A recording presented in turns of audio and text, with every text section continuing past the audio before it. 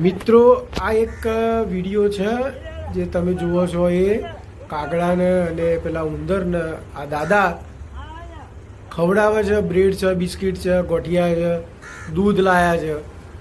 તમે જુઓ, એક મને નવીનતા એ લાગી છે કે આટલા બધા કાગડાની વચ્ચે ઉંદર બિંદાસ્ત ખાવા માટે આવે છે.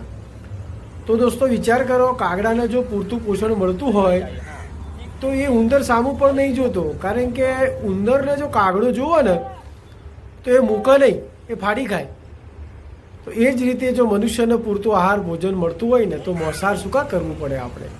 આના ઉપરથી એક શીખ મળે. જુઓ કે કાગડો ઉંદર સામું જોતો પણ નહીં, અને ઉંદર ગભરાયા વગર આ ચાચા જોડે બિસ્કિટ ખાવા આવે છે. જુઓ તમે મિત્રો, આ વિડીયો ગમ્યો હોય તો મને સબસ્ક્રાઈબ કરજો. તમને આવા સારા સારા વિડીયો મૂકતો રહીશ.